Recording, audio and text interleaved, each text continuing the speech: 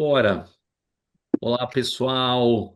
Prazer estar aqui com vocês. Estamos dando início aqui a um podcast da Imensamente e hoje temos a honra de contar com a presença da Gabriela Stump, amigona minha, e o Fábio Sato, além, claro, do Leandro Valiengo, que estamos sempre com a gente aqui na Imensamente, para falar, né? A Gabi e o Fábio, psiquiatras da infância e adolescência, um foco aí grande de atuação, experiência com esse tema que está tão hoje, ao mesmo tempo, quente e controverso, que é o autismo, os transtornos do espectro do autismo. E acho que a gente podia começar, pessoal, conhecer vocês melhor.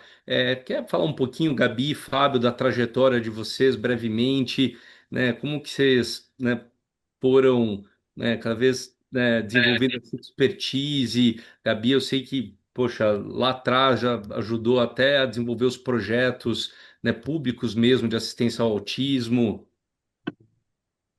Bom, como você falou de mim, vou começar. Eu fui fazer autismo um pouco por acaso, na verdade. Fui ficando no Instituto de Psiquiatria com um professor que fazia autismo naquela época, que era o Estevão Vadaz, que, enfim, aprendi muito com ele. E fui ficando, enfim, um pouco porque eu gostava de psiquiatria mais biológica e no autismo a gente tinha um pouco mais disso. E, como você disse, passei lá muito tempo. Depois fui fazer projeto no governo de inclusão e de políticas de saúde para autismo.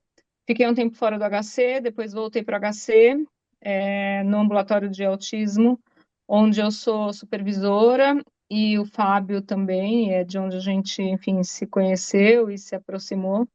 E estamos lá até hoje, estou, enfim, né, responsável, junto com o Fábio, pela supervisão clínica dos residentes que fazem psiquiatria infantil ou que são psiquiatras gerais e que passam pelo ambulatório de infantil para aprender um pouco mais de autismo. Acho que, basicamente. E Bom, você, Fabio? agradeço aqui pelo convite. Mas eu também sou psiquiatra da infância e adolescência e eu trabalhei muito tempo com o Marcos Mercadante, que já é falecido, e meu começo no autismo foi com ele. E no comecinho eu fiz um mestrado que foi uma validação do questionário de avaliação de autismo na época, e aí eu entrei para esse mundo. Também foi uma coisa meio mais ou menos assim, aleatória, né? Não foi uma coisa que eu tenha escolhido especificamente fazer como primeiro objetivo, mas até na época o meu primeiro projeto do mestrado não deu certo por N questões, e aí tinha essa validação, eu entrei, comecei a estudar, trabalhei com ele, aí depois eu fui para o HC, na época do Estevão ainda, aí teve uma transição do Estevão para a professora Helena, Uhum. e aí continuei lá, e hoje estou lá com a Gabi, estou terminando meu doutorado agora também com TEA, então no final segui uma trajetória específica aí com TEA. Muito legal. Eu vou começar então fazendo uma pergunta que todo mundo quer saber. Se o autismo, a prevalência realmente está aumentando? Temos superdiagnóstico? Não temos superdiagnóstico? O que está acontecendo? Por que tanto ruído, né, sobre o autismo? Tá assim, né, tanto, todas as mídias está aparecendo as pessoas, né, comentando e nós, psiquiatras, né, de adulto, do idoso, eu e o Valengo, de repente também se deparando com um monte de paciente nos perguntando se eles têm autismo, autismo nível um. Queria que vocês falassem um pouco sobre essa questão do diagnóstico. Estamos realmente vendo uma explosão da prevalência do autismo. Como vocês veem isso? O que a ciência fala? Eu já, se eu podendo aqui até complementar. E, bom, também agradecer aí a Gabi, ao Fábio, né? Obrigado. Compartilhar aqui, né, a experiência e conhecimento de vocês. Mas o que, né, até complementando a pergunta do Zanetti, aí, mudança de diagnóstico, né? Se isso influencia ou não, né? Dos critérios diagnósticos aí recentes, né? Sim. Quer começar, Fábio? Pode começar, Gabi, aí eu complemento que você.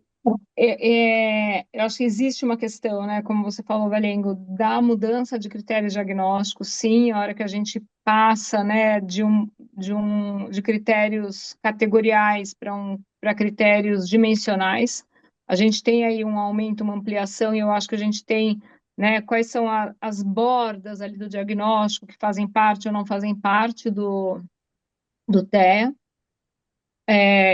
Mas isso foi em 2013, na verdade, isso não é tão novo, né, essa mudança de critério. Eu acho que tem daí também uma nova questão, que é uma mudança de consciência, que vem de todo um trabalho nos Estados Unidos de consciência, de, né, conscientização, e vamos falar sobre autismo e a importância disso. Isso também leva a um aumento do número de diagnóstico, porque a gente começa a ter pais com consciência, a gente começa a ter profissionais da saúde, pediatras com consciência. Me lembro bem quando minhas filhas eram muito pequenas e o pediatra delas falou assim: Bom, eu aprendi autismo com quem sabia menos autismo do que eu sei. Então, é claro que ele não ia ter uma capacidade tão grande né, isso há 15 anos atrás, 16 anos atrás. E então isso com certeza aumenta ali, né, a consciência e o número de diagnósticos. Mas, por outro lado, eu acho que a gente tem outras questões que fazem com que a gente tenha chances de ter maior número de pacientes com autismo, que são questões de quais são os fatores de risco que agora a gente entende para autismo, né? Então, fator de risco é o uso de ácido valproico na gravidez. Esse é um dos fatores de risco mais claramente associados ao autismo. A gente não tinha ácido valproico há X anos atrás. A gente tem questões de diabetes gestacional relacionado. A gente tem questões com idade materna e paterna. Então, se o pai e mãe mais velhos tem maior risco, e a gente tem uma população que está envelhecendo, tendo filhos mais velhos. A gente tem uma população que tem mais obesidade. Então, a mãe mais velha, a mãe com mais obesidade, tem mais chance de ter diabetes gestacional. Tem questões periparto, como prematuridade extrema, muito baixo peso ao nascer. A gente não tem mais prematuridade extrema, a gente não tem mais baixo peso ao nascer do que a gente tinha antigamente, mas a gente tem crianças que sobrevivem a isso como não sobreviviam antigamente. Mais recentemente, dentre as questões de disrupção metabólica materna, a gente tem o uso de altos índices de hormônio na, na perigestação. Então, quando as mães fazem, né, um tratamento para engravidar com altos índices de hormônio, isso também está sendo, né, mais associado a um risco de autismo. Então, a gente tem maiores questões na nossa sociedade que correm o risco de aumentarem as chances de crianças com TEA. Isso a gente tem atualmente, e que isso não é falando de superdiagnóstico. Mas deixar o Perfeito. Fábio falar um pouco também sobre isso para a gente depois entrar no superdiagnóstico, que são outras É, coisas. e também essa questão que é algo que era para ser, é técnico, era para ser técnico, mas de repente está sendo usado na linguagem quase que coloquial dos níveis de atenção. Ah, é um autista nível um, eu sou um autista nível um. Às vezes eu tenho pacientes que chegam aqui no consultório, minha esposa acha que eu tenho autismo nível um. Assim, uma pessoa que não tem nenhum histórico de alteração de neurodesenvolvimento, né? E como isso está se popularizando de uma forma, ao meu ver, quase banalizada, né? Marcos, assim, tem uma coisa que eu acho curiosa, assim, o autista, no diagnóstico do TEA, um dos critérios A é o déficit permanente na comunicação qualitativa social. Então, todo TEA tem que ter algum nível de déficit na comunicação social, mas nem todo mundo que tem déficit na comunicação social é TEA. Então, a gente, claro, se você pegar isso, quando o diagnóstico do DSM-5, ele propôs uma mudança nos critérios em 2013, e isso passou a ser mais dimensional, se é que hoje a gente pode chamar de que ainda continua sendo dimensional, ele aumentou a vulnerabilidade para uma série de pseudodiagnósticos também. Então, a começar pela história, né, de duas nomenclaturas, uma é o fenótipo ampliado e a outra é o transtorno de comunicação social, que tem no DSM-5 também, não tem na CID-10 nem na CID-11. São diagnósticos diferentes do TEA, mas que estão sempre rondando e que fazem uma confusão com essa história do déficit na comunicação social, e todo mundo, então, que tem déficit na comunicação social passou a ser chamado de TEA. Hoje, infelizmente, eu acho que a gente está na fase do que parece é. sim. Então, aí parece, entra na categorização diagnóstica, né, da dimensão, e até tem um dado interessante, há alguns anos sempre teve um índice de perda diagnóstica do TEA, né? Isso não existe do ponto de vista técnico, mas sempre teve. A Sociedade de Pediatria Americana falava em 9% de pacientes que perdiam com a evolução da vida, né, a evolução da infância, o diagnóstico X. Passava a não ser mais TEA. Hoje, esses índices são de 30%, 33%, que acompanha também esse número de um para cada 31 crianças de 8 anos tem nos Estados Unidos 3,2% da população infantil e 2,2% da população adulta nos Estados Unidos, que é muita gente. Perfeito. Você tocou num ponto que eu acho fundamental, Fábio, que é o fato de algumas das manifestações do TEA não serem específicas ou exclusivas do TEA, né, que podem estar presentes em outros transtornos mentais, incluindo, né, inclusive uma, talvez das principais manifestações que eu acho que muitas pessoas, não apenas assim, público leigo, mas até profissionais de saúde fazem confusão, que é a questão do déficit de cognição social.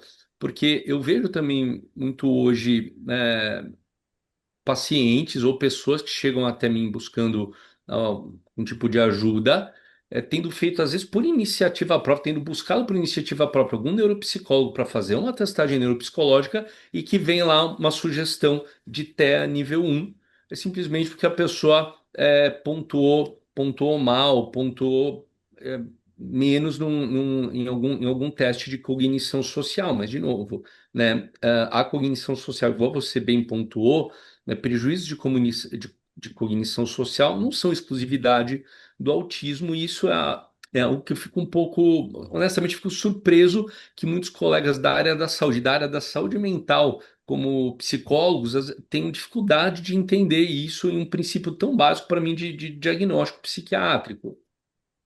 Ah, sim, né? Eu concordo. Assim, bom, tem os artigos que a gente estava vendo, né, Gabi, assim, dessa história, a comunicação, a cognição social fica prejudicada em vários transtornos psiquiátricos, de déficit de atenção e hiperatividade, esquizofrenia e outros tantos que fazem parte de um conglomerado, mas são diferentes as alterações. E uma das coisas que as pessoas sempre confundem no TEA é que a alteração não é quantitativa, é qualitativa. Você pode ficar muito vendo na quantidade e que isso é difícil de observar. Marcos, esses testes, os testes, na verdade, a EIDOS, né, que é a escala específica diagnóstica, mesmo ela tem um viés importante, depende do observador, depende de como é aplicado, depende de como você vê a criança, depende de como você entende o que é o transtorno do espectro autista. Na minha opinião, depende exatamente do que você concebe o que seja o transtorno do espectro autista para você fazer um diagnóstico dessa magnitude. E eu acho que eu quero pegar esse gancho, né, que o Fábio falou da EIDOS, né, que é essa escala, junto com uma outra escala, que é uma escala de entrevista, né, porque a EIDOS é uma escala de observação, acho que é a única, né, Fábio, ou tudo que vem é derivada dela, que é uma escala de observação comportamental padronizada para você pontuar para autismo. Mas ela, para você ter padrão ouro de diagnóstico, isso em pesquisa, você precisa ter a ADI, né, que é a escala de entrevista. Então, uma escala de entrevista aos pais mais a escala de observação é o que é validado cientificamente para que você faça o diagnóstico em autismo. E tem um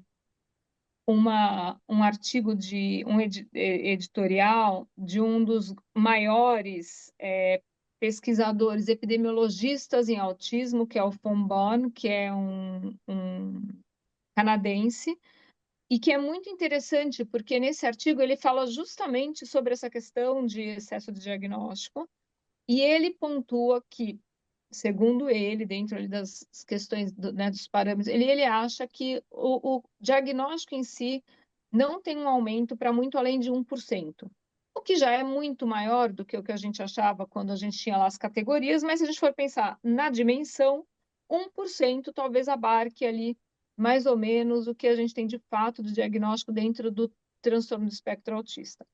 E aí, nesse mesmo editorial, a Kathy Lord e o Bishop, que são as pessoas que idealizaram, que fizeram as escalas ADI e EIDOS, falam que você não pode dar o diagnóstico pura e simplesmente baseado na pontuação das escalas, que você precisa de um olhar clínico com expertise e de um olhar não é uma interpretação, de um diagnóstico compreensivo da história da pessoa e fala muito claramente o quanto que pessoas com TDAH e com transtorno de ansiedade social pontuam positivamente nas escalas para autismo. Isso quando a gente está falando dessas duas escalas que são padrão ouro. Quando a gente fala dos diagnósticos feitos por outras escalas, isso ainda é menos específico, provavelmente, né? A gente não tem essa especificidade. É isso. O que muitas vezes acontece? As pessoas, quando eu recebo normalmente, pacientes que já vêm com um diagnóstico provável dado num laudo neuropsicológico, eles fizeram a escala de responsabilidade social, que é a SRS, e fizeram ali algumas escalas de teoria da mente, NEPSI, e aí eles pontuam positivamente. Mas pontuar positivamente nessas escalas significa que você tem questões ou dificuldades de cognição social. Agora, se essa dificuldade de cognição social se explica pelo autismo, é outra coisa. E o que eu tenho visto muito frequentemente, eu falo muito nas minhas aulas, a gente não faz o diagnóstico por um corte transversal. A gente não faz um diagnóstico sem uma, uma história retrospectiva dos primeiros anos de infância, que é um transtorno de neurodesenvolvimento. Se você não tem alterações de neurodesenvolvimento nos primeiros anos de vida, você não tem um TEA. Você pode ser explicado por TEA? Pode, assim como um TDAH, se você tem um traumatismo crânioencefálico, você pode funcionar como um TDAH. Aliás, por muito menos, se você fica horas e horas numa tela, você pode funcionar como um TDAH. Aliás, tem até estudos falando horas e horas de tela nas crianças, você pode funcionar até como TEA, né? E o que eu achei mais interessante e impactante para mim nesse artigo é que eles falam, e que eu achava que eventualmente fosse algo do Brasil, né? Mas que eles viram um estudo, fizeram um estudo de captação de pessoas com TEA para fazer um estudo de neuroimagem. Então, se você tem TEA, venha para fazer, nesse interesse, fazer exame de neuroimagem. E a hora que eles foram rever o diagnóstico desses pacientes, 53% das pessoas tinham um diagnóstico errado, né? Então, assim, isso a gente está falando, é isso, mundial, né? E aí tem o Tafrip, que é uma das grandes estudiosas falando, que a gente está falando de outras coisas, eventualmente, que a gente tem que, eventualmente, criar novas categorias. A gente está falando de pessoas que têm um sofrimento, que têm uma demanda, que chegam para nós com essa demanda, se identificando com TEA, mas que não é. E tem também a Francesca Rapé, que né, falou agora, né, há pouco tempo também. A gente está falando, eventualmente, de outras coisas, de outras questões, que eu não sei se são outras coisas ou se, por hora, o que eu entendo são erros diagnósticos por não se pensar num leque mais ampliado de hipótese diagnóstica, que é a base né, da medicina. Abre o leque para você poder pensar quais as possibilidades. É o que me Hum. parece, por hora. Eu queria até que vocês explicassem, né? Como é que vocês fazem o diagnóstico, né? E o quanto que isso, essas escalas, testagem neuropsicológica ajuda ou até atrapalha, tá? Porque eu acho que tem, às vezes é uma faca de dois gumes, né? Eu vejo às vezes muito atrapalhar mais do que ajudar em alguns casos, né? Obviamente que a seleção, a indicação é muito importante, obviamente também a qualidade de quem faz essa avaliação, né? Mas como é que vocês fazem na prática, né, clínica, né? Eu acho que você tem razão, Valengo, porque acho que essas certificações, né, da neuropsicologia ficaram muito disseminadas e acho que aí tem profissionais e profissionais da AIDS. Às vezes as pessoas confundem, inclusive, a SRS, que é uma escala de avaliação de socialização, não é específica de TEA, é uma escala de socialização geral, e às vezes a pessoa pontua ali e ela já começa a dirigir para um diagnóstico de TEA e nem tem a certificação para fazer a EIDOS, aí vira uma bagunça. Mas mesmo as que fazem a EIDOS, eu já vi, são avaliações muito tendenciosas, como a Gabi falou, assim, você não pode fazer uma avaliação e não ver o paciente. Bom, primeiro que a avaliação neuropsicológica, ela não é diagnóstica, né? A princípio, ela sugere hipóteses, possibilidades, E uma coisa que eu acho que a avaliação, que eu acho que é importante, para mim, ajuda, dependendo do profissional, obviamente, tem algumas pessoas que eu considero e são competentes, etc. Mas às vezes eu acho que a avaliação neuropsicológica também favorece uma idealização a respeito das evoluções, sabe? Com as famosas potencialidades. As potencialidades de cada um são potencialidades realmente, mas desenvolver isso é uma coisa muito complexa. E se tratando do TEA, os déficits da comunicação social especificamente, que compreende desde o TEA nível de suporte 3 até o TEA nível de suporte 1, e colocando aí de uma forma mais circunstancial, que exista o 3,5, 4, e que exista o meio e o 0,25, assim, a princípio, TEAs muito leves, todos eles precisam ter algum grau ou nível de déficit na comunicação social. Então, ele tem que estar presente em todos. E a gente precisa da história da déficit no neurodesenvolvimento. Isso é a condição sine qua non para o diagnóstico, né? Agora, essas avaliações, bom, se for um bom profissional, ajuda. E depende do caso também, né? Essa questão que existem casos que a gente fica muito em dúvida. E isso mudou nos últimos 10 anos também. Naquela época, por exemplo, eu ficava em dúvida com coisas que hoje eu não tenho mais dúvida, mesmo estudando isso há muito tempo. Isso é um ponto interessante. Em quais situações, Fábio, Gabi, vocês acham que uma avaliação neurocognitiva feita por um neuropsicólogo, neuropsicóloga com experiência pode ajudar? E vocês solicitam. Aliás, é para todos os casos vocês solicitam avaliação neuropsicológica? Se não, quais situações vocês acham que realmente pode ser útil? Eu não solicito para todas, e eu penso, né, Marcos, assim, como médica, quando o paciente vem com uma ressonância cheio de hérnia de disco, ele não tem nenhuma queixa sobre hérnia de disco, aquilo lá é artefato diagnóstico, de exame. Então, quando que eu vou pedir exame? Eu vou pedir exame quando isso for mudar meu diagnóstico, minha conduta ou meu prognóstico. Se não for mudar nada disso, eu não vou pedir. É isso, bom, eu tenho dúvida e eu acho que e ainda mais, o neuropsicológico, eu acho que ele serve menos, até porque, assim, neuropsicológico nunca foi parte de questões para diagnóstico de autismo, nunca foi. É uma questão muito mais nova, que aí aplicam escalas SRS, mas se você for fazer um teste, né, neuropsicológico que avalia cognição, a parte de cognição social foi aos poucos sendo colocada dentro, nunca foi critério diagnóstico, né? Inclusive, eu tenho uma experiência, quando é claro que a experiência é N1, tá, gente? Mas é só uma coisa que para mim ficou muito emblemática. Quando eu fui, um estágio que eu fiz nos Estados Unidos, da aplicação da EIDOS, né? Eu não aplico, eu não posso aplicar porque eu fiz esse estágio sem validação, mas eu estive lá né, nos estudos. E eu vi uma menina que fez uma avaliação neuropsicológica e ela tinha tido essa entrevista que eu falei com os pais e ela tinha pontuado na entrevista, ela estava pontuando enquanto ela tinha 16 anos de idade, 15, e ela estava indo para o fundamental, para o ensino médio, e aí foi por isso que ela foi lá fazer a avaliação.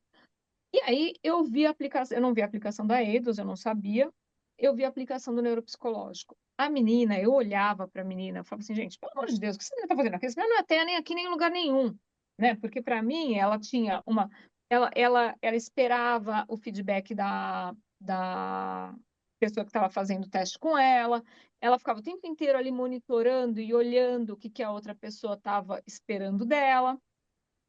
E aí eu falei, gente, não é possível. Passado isso, né, depois ela fez a EIDOS, que é essa escala de observação, que não tem uma questão de o que se espera dela, porque ela tinha ali, ela era muito inteligente, ela sabia o que estava se esperando dela e ela estava tentando performar o que estava esperando dela. A hora que você vai para a EIDOS, que tem questões que você não sabe o que espera de você, que vai lidar com imaginação, que vai lidar com contato social de fato, ela, assim, claramente pontuava, né? Então, eu estou falando isso para dizer que a testagem neuropsicológica ela não é diagnóstica de TEA, né? Nunca foi. E aí, então, assim, é isso. Eu acho que o exame ele não tem que vir antes da clínica. O exame tem que vir depois da clínica, como um complemento da clínica. Então, quando os exames começam a vir antes da clínica, inclusive o que eu tenho feito atualmente, eu não vejo neuropsicológico antes de fazer a consulta clínica, porque eu não quero ter o viés, ainda mais se for de alguém que eu confio. Eu não quero ter o viés nessa pessoa. Eu quero primeiro fazer a clínica e depois eu vejo o exame, porque senão eu não quero tratar o exame, eu quero tratar o paciente.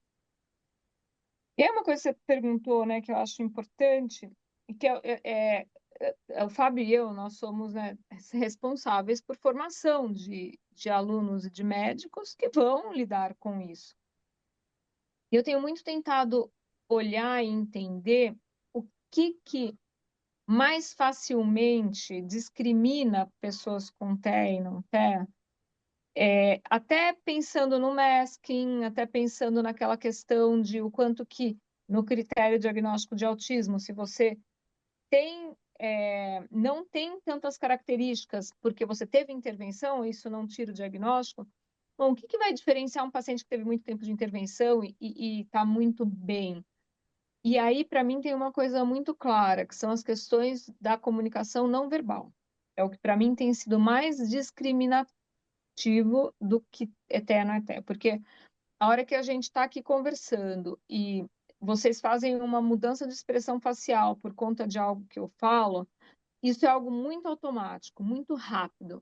E os pacientes com TEA, se a gente pensar em toda a questão de desenvolvimento cerebral, eles, por mais que eles aprendam, eles aprendem, mas eles não fazem isso com a mesma espontaneidade.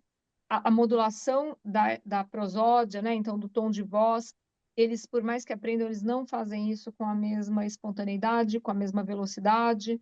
Então, acho que isso é uma coisa que eu tenho usado muito na clínica, na hora que eu estou com o paciente. E, como o Fábio falou, a questão, né, dos primeiros anos de vida. A gente está chegando adulto. Imagina, se eu chegar lá, eu chegar num médico para fazer um diagnóstico, talvez eu não tenha mãe para vir falar sobre os meus primeiros anos de vida, mas eu tenho usado e pedido muito fotos e vídeos dos 3 primeiros anos de vida para ver essas questões que a gente não consegue ter na história clínica. E isso para mim tem feito muita diferença.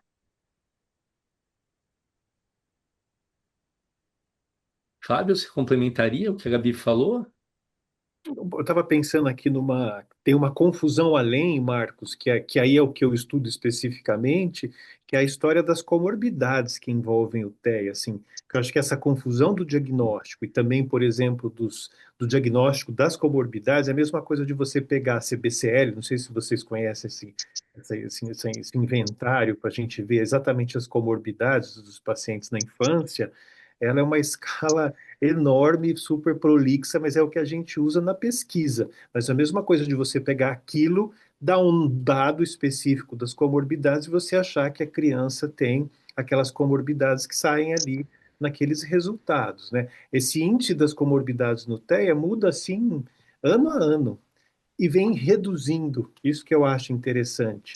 E tem uma série de teorias a respeito disso, que não vem ao caso, mas elas Reduzindo as comorbidades? Eu não sabia disso. por exemplo, a história do. Tem uma autora que ela publicou um artigo em 2018 que é muito interessante, que ela falou que talvez houvesse uma confusão numa coisa que ela chamou de epifenômeno, que seriam, na verdade, que não são bem comorbidades, mas são traços do próprio TEA que ficam muito intensificados, por exemplo, a hiperatividade do TEA. A hiperatividade da criança TEA não é uma hiperatividade do transtorno do déficit de atenção e hiperatividade, como todo mundo pensava até alguns anos. Por exemplo, uma coisa que reduziu também foi o índice do toque como comorbidade. Antes era 17%, hoje é 9%. Sempre houve uma confusão entre o que é realmente sintoma, toque-like que seja, o que é um ritual específico de um TEA de suporte nível 3 não verbal e o que é o toque. Para mim é uma das condições mais difíceis a gente conseguir avaliar, inclusive que as respostas medicamentosas terapêuticas são diferentes, né? Então esse é um assunto que vem mudando muito. Os índices de TDAH reduziram muito, de 70%, 80%. Hoje isso é 32%, 33%, 37%. Então essas coisas foram mudando, que é um outro campo de estudo. Nossa, que legal, muito interessante. Agora, existe evidentemente um lado positivo de estar se falando tanto do reconhecimento do TEA, né, ter ganhado essa dimensão mesmo, né, mesmo entre a população leiga, né, mesmo nos profissionais, nas pessoas não profissionais de saúde. Agora, em termos do tratamento, do avanço do tratamento, como que vocês veem? O acesso parece, eu não sei, eu que não sou um especialista na área, parece que a disponibilidade dos tratamentos vem aumentando. Não sei se de uma forma, como eu posso dizer, coerente e cuidadosa no sentido de tecnicamente adequada, né? Se mais profissionais se especializando, né, em terapias voltadas ao tratamento do TEA. Como que vocês têm visto o avanço tanto em relação a novos tratamentos como a disponibilidade dos tratamentos bem consolidados?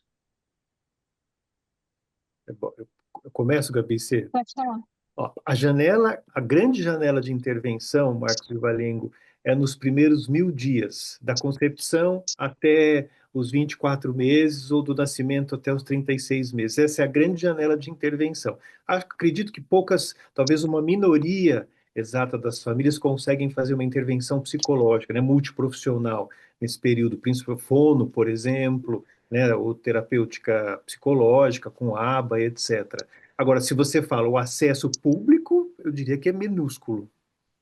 Assim, pouquíssimos lugares em São Paulo oferecem um trabalho multiprofissional, efetivo, que seja realmente importante, que ajude na evolução. Privado tem um monte, mas também aí são muito diferentes na qualidade. E outra, a gente tem que pensar, na minha opinião aí, o que que é a expectativa de melhora, ou entre aspas, melhora muito entre aspas, e o que que é a evolução desse paciente. E para mim, às vezes, é muito claro, mas eu vejo que algumas pessoas não têm nem noção do que é isso. Falam que eu sou pessimista, mas assim, trata-se de uma condição tão complicada, né? Então, o que que a gente espera que vai acontecer?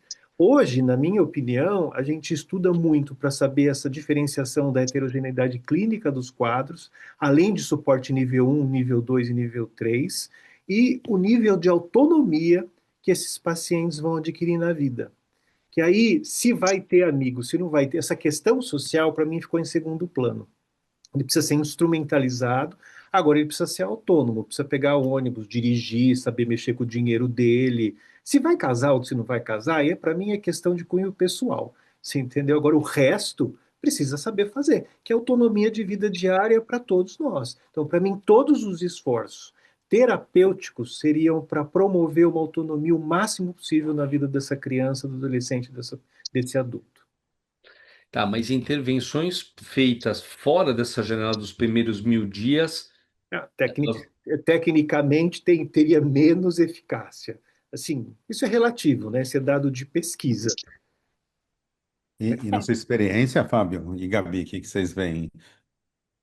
E quanto de melhora também, né? Porque tem isso, né? Que você acabou de falar, né, Fábio? Né? Depende do caso aí da gravidade, né? Eu acho que assim, a gente pega, bom, pega paciente na cidade, pega, mas não é a franca maioria. Assim, acho que isso são coisas para falar de como que isso vai ser. Não sei se você acha isso, Fábio, mas eu acho que isso é algo que a gente vai poder dizer quando a gente estiver com 70 anos. Porque eu acho que agora a gente está pegando os pacientes que têm intervenção, né? Eu acho que a minha percepção e até por ter trabalhado no governo e ter tentado fazer não só políticas de saúde, mas teve um dado momento no governo que a gente tinha várias clínicas que elas eram subsidiadas pelo governo, e o que eu fiz foi tentar fazer um edital de quais eram os parâmetros mínimos que essas clínicas deveriam ter, tá? E isso foi antes de 2013. E não tinha em São Paulo clínicas e clínicas privadas subsidiadas pelo governo, não tinham clínicas que tinham parâmetros mínimos de intervenção com eficácia comprovada, né? Então, eram clínicas que faziam, enfim, o que eles achavam que tinham que fazer. Então, eu acho também, talvez seja essa, acho que mesmo na rede privada, há 15 anos atrás, quantas clínicas a gente tinha que fazer intervenção de fato, né, validada cientificamente? Então, os pacientes não tinham acesso necessariamente à intervenção. Então, acho que o acesso à intervenção mudou bastante. Eu acho que, assim, se eu for pensar, o que eu vejo de paciente no consultório, que tem e que teve, que eu acompanho agora há 15 anos, que tem acesso, versus pacientes do HC, que nunca tiveram acesso, a quantidade de remédio que eles usam, é claro, onde eles chegaram, é a disparidade entre quem não tem acesso e quem tem acesso talvez seja muito grande. A questão é que talvez a disparidade entre o que a gente espera de quem teve acesso e de onde chega talvez tenha esse mesmo desnível.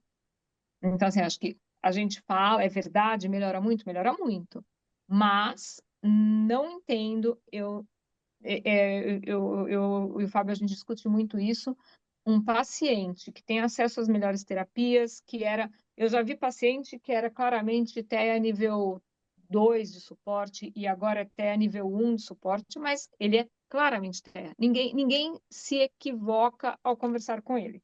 Né? Não é uma coisa, vou ter dúvida diagnóstica. Não, ele é um TEA, claro, mas onde ele está agora e onde ele deveria estar é muito diferente. Agora, de onde ele está para o que a gente gostaria que ele fosse, de passar como despercebido, isso eu acho que não. Eu acho muito que esses pacientes que têm não diagnóstico, tem pouquíssimos que eu entendo que claramente tinham diagnóstico. Assim, eu tenho um paciente, talvez, que eu falo, olha, esse paciente eu não tenho dúvida que ele tinha um diagnóstico e agora eu entendo que ele pareça não ter, mas teve diagnóstico, mas é a raríssima minoria.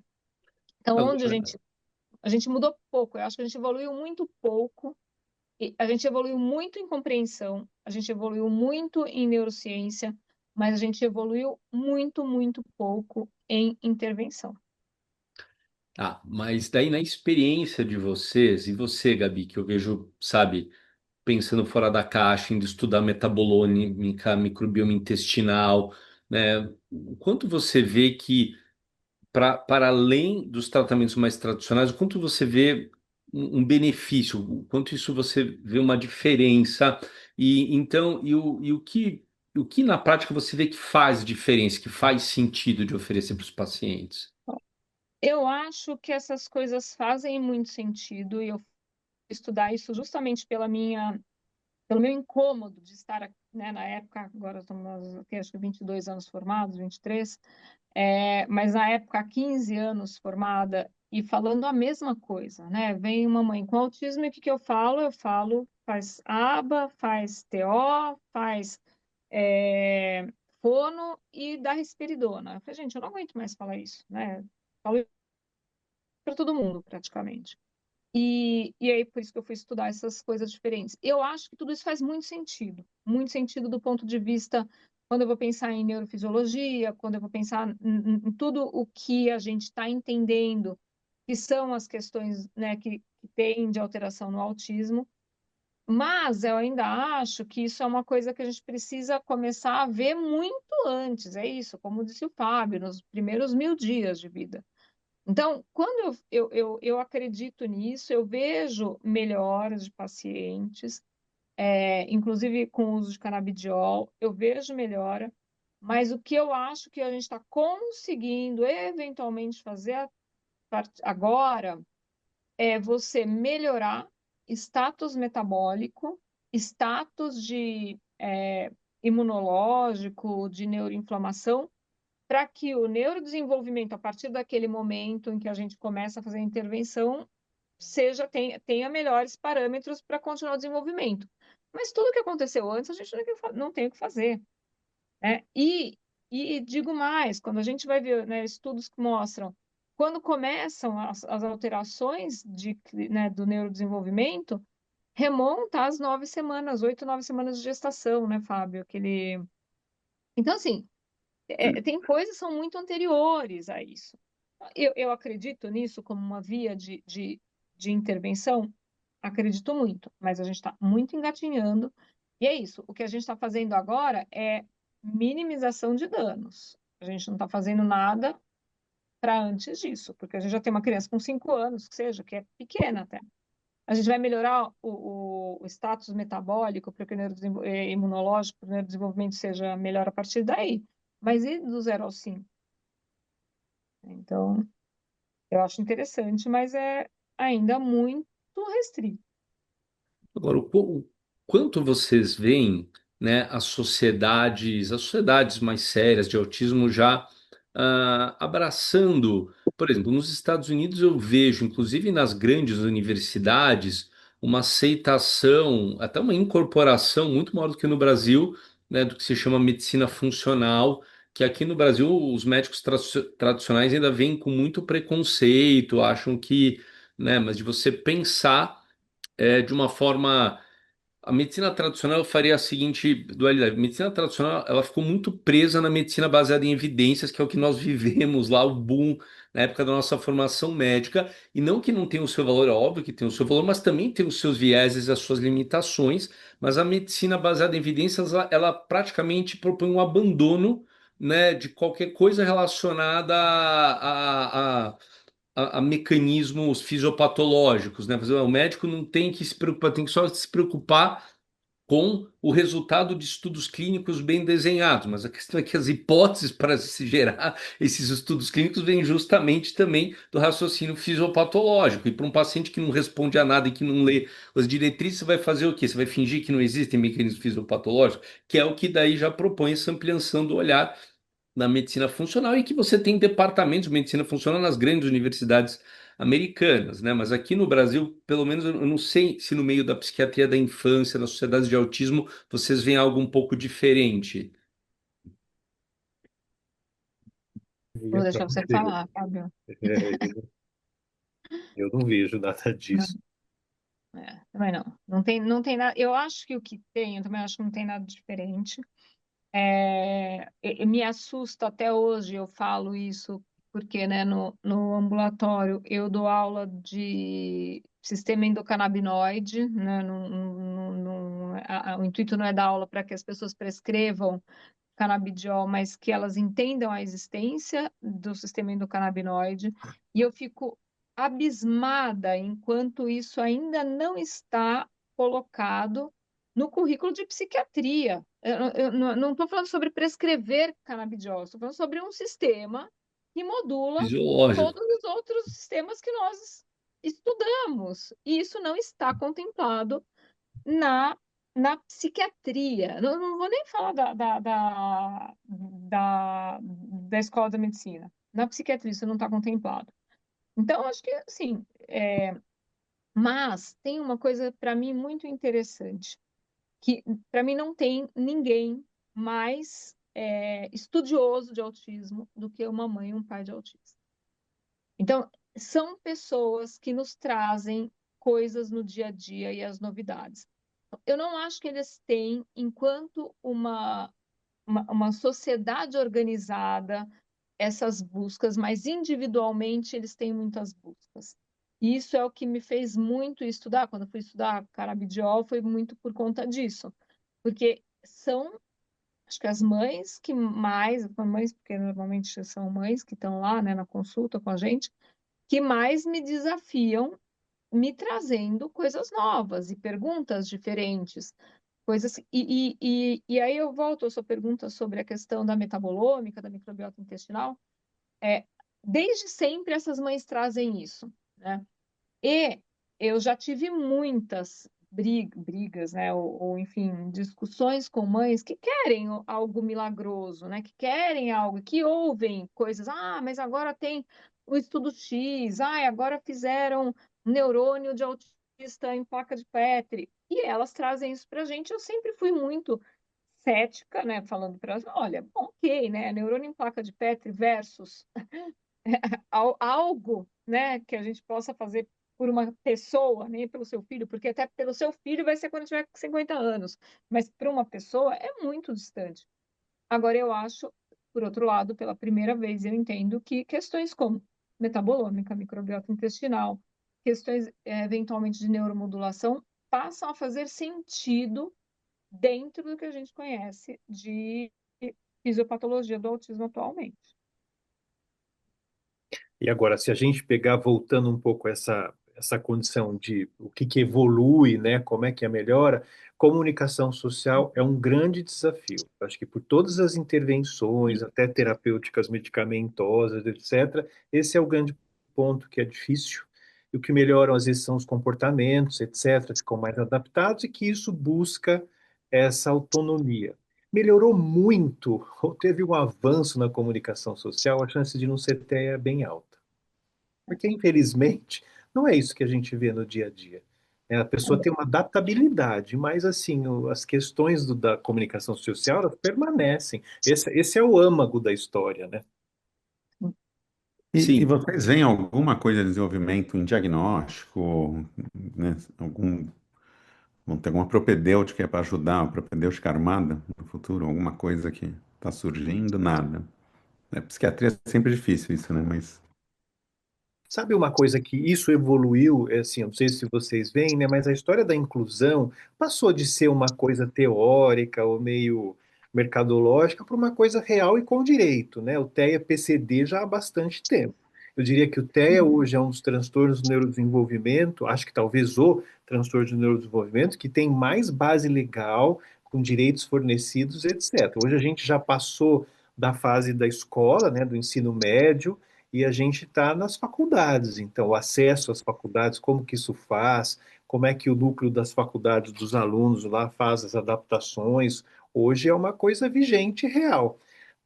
O ano passado, acho que o ano retrasado, teve a lei do trabalho, que também é outro desafio, né? Como que as pessoas com TEA, elas vão ter acesso ao trabalho, receber salário, etc. Mas isso eu vejo que, assim, no Brasil caminha devagar, mas caminha. As questões dos direitos, etc., e talvez tenha a ver aí com uma conscientização maior real, isso tem.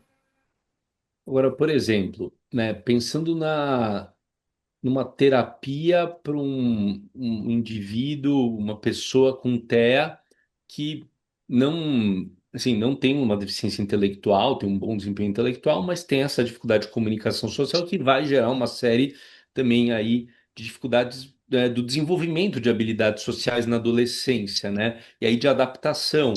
Vocês acham, então, que para um adolescente, um adulto com TEA, quer dizer, não é mais aba, né? Não tem cabimento, aba, né?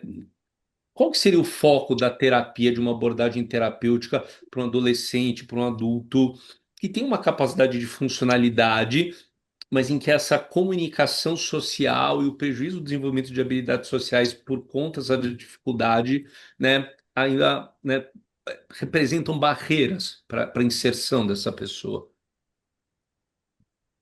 O que a gente tem atualmente é treino de habilidade social, né? A gente não tem nada de diferente disso. E eu acho que eu fui muito mais entusiasta de quanto que isso poderia ser uma coisa diferente, alguns anos atrás, mas é isso, assim, a questão é muito intrínseca, né? É pouco diferente. É. É, eu acho que ajuda. É, às vezes eu acho que talvez a percepção que a gente tem de melhora está mais relacionada à questão da inclusão do que a melhora e a questão da compreensão do paciente, das pessoas entenderem, das pessoas se adaptarem aos pacientes, às pessoas com TEA, do que as pessoas com TEA terem uma grande melhora da comunicação social. Mas eu também penso. Aí, Marcos, que você falou que também os profissionais sempre ficou vinculado à TCC, né, terapia cognitivo comportamental, que pudesse ter uma indicação e uma implicação no acompanhamento do paciente com TEA. Mas primeiro, eu acho que às vezes os terapeutas não sabem o que é TEA de verdade. Pois é, Não estuda, não sabe exato. que é um estilo de pensamento diferente, a percepção é diferente. Uma das prevalências altas das comorbidades é o transtorno depressivo maior, que é grave, respostas difíceis, índices de suicídios altos. Então, assim, eu acho que às vezes sabem pouco do que é um paciente com TEA e essa aceitação, percepção e trabalhar com uma linha talvez um pouco mais diretiva do que você pode alcançar na vida e ficar menos em questionamentos existenciais, por exemplo, talvez fosse uma ajuda. Os treinos de habilidade social, infelizmente, concordo com a Gabi, assim, eu talvez tenha virado um grande boom aí há alguns anos, que isso daí, mas às vezes funcionava muito mais como uma coisa recreativa, hobby, e que eu já ouvi de pais. Aí foi ótimo porque ele fez amigos. Achei É, interessante, isso foi ótimo, ele fez amigos. Aliás, eu nunca tinha visto meu filho tão feliz. Fez amigos, foram na minha casa, mas é só. mas são amigos também, né, dentro do espectro, né? Porque Exatamente, daí também a gente não exatamente. está falando de inclusão, né? A gente tem atualmente, né, grupos, e eu tenho alguns pacientes que falam assim, tem grupo de saídas, tem grupos, né, que as pessoas se encontram. E é muito legal. Eu indico. Então, mas como que daí é possível a inclusão de um indivíduo adolescente adulto com TEA? Então, é muito difícil. Eu acho que a questão, para mim, justamente, ela vem de um parâmetro que eu acho das crianças atualmente que socializam com crianças diferentes, vão ter um outro parâmetro para essa inclusão. Mas isso parte da sociedade mais do que uma mudança da condição da pessoa. Eu acho que vai muito mais por aí. Como é que a gente vai fazer? É uma mudança muito mais ampla da sociedade do que uma coisa, como que a gente vai inserir alguém agora? A gente não vai inserir necessariamente alguém, a gente está precisando de uma mudança cultural de longo prazo. E que eu acho que isso eu acredito que isso a gente esteja evoluindo. Porque a partir do momento que eu tenho pacientes com 2 anos, 3 anos, 4 anos, 5 anos de idade, 6 anos de idade, e eles estão na escola junto, onde nossas filhas estavam e eles não estavam, agora eles estão. E o que vai fazer a diferença são as pessoas que estavam. Inclusive, existem estudos que mostram, né, como a inclusão muda a forma que os não, né, as pessoas que não têm uma dificuldade, uma deficiência, enxergam a deficiência, né? E eu acho que é a partir daí que a gente vai ter inclusão. Pergunta, dúvida técnica, mas que também ajuda às vezes na avaliação mesmo do diagnóstico. Vocês veem o indivíduo jovem com TEA, vocês acham possível ele desenvolver uma ansiedade social? Ou são os outros que veem a ansiedade social nele? Não existe. Existe ansiedade social, tem os estudos interessantes que mostram. Eu tenho um paciente, um quadro muito emblemático, porque a questão da ansiedade social era mais importante do que a dificuldade que ele tem pelo TEA. Agora, o que tem, né, de certa forma, o que os estudos mostram é que parte da questão da ansiedade social, ela não parte de uma questão, de uma preocupação tão importante sobre o julgamento do outro sobre si, mas sim de uma ansiedade ao contato social. Mas Quer dizer, é existe, diferente da ansiedade social do transtorno de ansiedade mais social clássico, primário, mais clássico. Isso que, na verdade, foi chamado de epifenômeno. É uma ansiedade diferente. diferente, É exato. diferente. Então, assim, é esse mais outras coisas que acontecem com o TEA, Uhum. especificamente. Então, também o entendimento é diferente disso. É igual o estresse pós-trauma, também. Assim, que na verdade tem uma prevalência baixa, mas quantas vezes os pensamentos ruminativos, às vezes a revivescência das experiências de bullying e sofrimento geram as crises de desregulação específica, dentro do ônibus, na escola. Então, é um entendimento diferente desse fenômeno que não é especificamente o tradicional ansiedade social, ou estresse pós-trauma, ou toque, por exemplo. Feito. E, pessoal, putz, eu tenho tantas ainda dúvidas, curiosidades e temas que eu queria pôr em pauta, mas a gente está chegando ao final assim do nosso tempo. E eu acho que seria interessante a gente trazer uma perspectiva também para os colegas profissionais de saúde que estão nos assistindo e que não têm realmente essa experiência. Só que assim, hoje, né, tanto psiquiatras, psicólogos, mas outros profissionais de saúde, eles estão sendo, de certa forma, muito demandados mesmo, bombardeados, né, por dúvidas e dúvidas de pacientes ou familiares, se a pessoa ou o familiar tem TEA, o que fazer. Então, assim, para a pessoa que não tem uma experiência com TEA, que dica que vocês dariam? Poxa, o que reparar, então? O que, claro, na dúvida, encaminhar para alguém que tem experiência.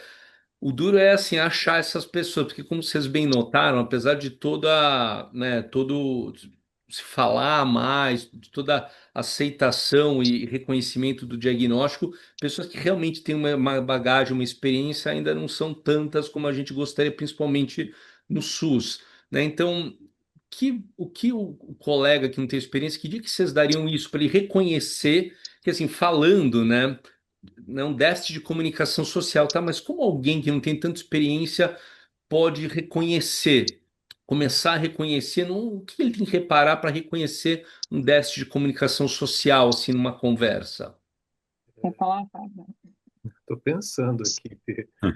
Pergunta fácil, né, Zanetti? Mas Eu acho que a questão, eu vou voltar ao que eu já falei, porque eu não tenho isso. Eu estou tentando muito discriminar uma coisa da outra, mas eu acho que ali, né, na hora do exame psíquico, você não vai muito saber sobre a comunicação social, necessariamente, sobre a cognição social. Como é que a pessoa modula a expressão facial a hora que você está conversando com ela, a hora que você está fazendo perguntas para ela. E aí também acho que a gente tem que sair, né? E isso é uma coisa, é um aprendizado da EIDOS, a gente tem que sair da anamnese, da entrevista médica.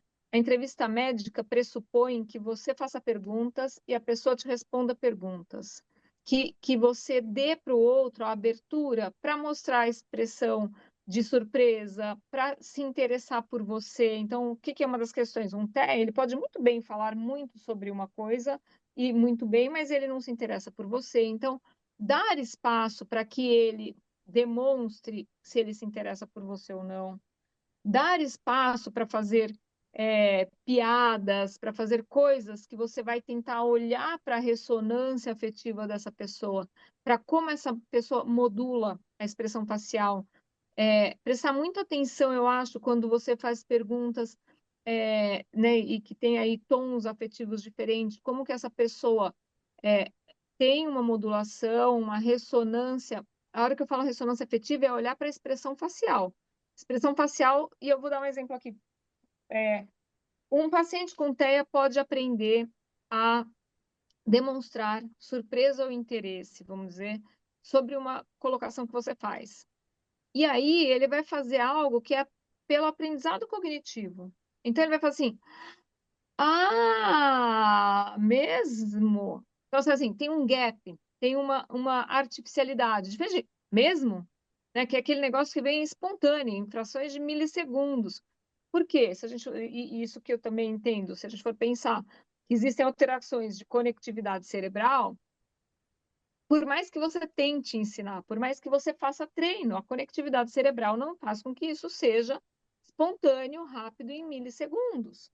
Então, acho que para mim tem sido muito isso o que tem me ajudado a diferenciar na prática clínica ali com o paciente na minha frente. Mas, de novo, eu já tive um paciente que eu falo muito isso nas minhas aulas, que se eu que veio para mim como segunda opinião, que se a minha consulta durasse 1 hora, ela sairia com diagnóstico de autismo. Porque ela veio ensaiada com tudo que ela tinha que falar, e enquanto ela estava me contando as coisas, ela estava assim, flat, de emoção. A partir do momento que eu comecei a falar sobre outras coisas, trazer humor e trazer. Aí ela começou a ter uma modulação e uma ressonância afetiva diferente, que me fez ter claro que ela não era autista. Mas enquanto ela estava lá, ensaiado o que ela tinha que falar, porque ela é uma ansiosa social grave e ela tinha lá que falar sobre ela estava muito travada e ela parecia uma autista. Hein? Bah, bah, bah, bah, bah, sem expressão, sem modulação de voz. E depois, a hora que a entrevista foi algo mais fluido, ficou claro essas diferenças. Um segundo só, Marcos. Na verdade, psiquiatra conversa, né? Sim. Conversa, escuta e observa. Então, se você não tiver paciência para conversar com esse tipo, com o paciente, TEA, mas, por exemplo, essa percepção de você, se às vezes você toca num assunto, futebol, tá indo bem nos primeiros 5 minutos. Você falou futebol, eu já vi pacientes que ficam 20 minutos falando só de futebol, sem interesse nenhum em saber se eu estou prestando atenção, e eu nem gosto de futebol, se eu estou prestando atenção ou se eu perguntei mais alguma coisa para ele. E uma vez um paciente TEA adulto me falou assim, e já faz tempo, e aí eu percebi algumas coisas. Ele falou assim: para mim, não tem sentido nenhum em falar bom dia, boa tarde, boa noite. Bom, a gente aprende por educação, né? Ele falou: não, eu entendi que tem que falar porque eu vi que melhorava o ambiente. Então, existe uma consequência direta e ele foi ensinado para isso, mas essa percepção ou até o interesse, eles são muito diferentes. Perfeito. Valingo, considerações finais, dúvidas, Excelente, curiosidades? gente. Obrigado aí, né? Acho que é isso. Acho que está cheio de. Talvez tenha que fazer outra, né? Manter esse. Não, Fazer, né? poxa. Até o episódio 2 aí, o retorno. Fazer mais um. E é isso, né? Isso que você também falou, Fábio, que era algo para a gente pensar mesmo, fazer de repente um segundo bate-papo, porque hoje é, os direitos, né, são do PCD, né, do TEA, os direitos do TEA estão ampliando, que é ótimo, mas talvez isso gere expectativas também em relação ao tratamento que nem sempre são coerentes, né? Exatamente. Isso para mim é uma questão fundamental, Marcos. É difícil. Eu acho que não é à toa que as mães buscam tanto, né? É. Acho que é justamente fruto dessa dificuldade. Perfeito. Gabi, Fábio, últimas considerações. Eu agradeço o convite e posso fazer uma parte 2, parte 3. Fico sempre Então, à disposição. Adoro conversar sobre isso. É o que a gente trabalha, né, Gabi? sim, exatamente. Toda sexta-feira falando sobre isso, Fabi, e eu, Exatamente. e com os residentes. E eu acho que é isso. Eu acho que no mundo que a gente está, né, com tanta informação enviesada, tanta informação de má qualidade, eu acho que trazer informação de qualidade, né, baseada em ciência, baseada em conhecimento, eu acho que isso é importantíssimo. Então, eu também estou aqui para falar disso sempre que quiserem. Com certeza. Gabi, Fábio, muito obrigado novamente. Vamos marcar a próxima e obrigado a todos que estão nos assistindo. Fiquem ligados, né, que em breve teremos mais podcasts aí a caminho.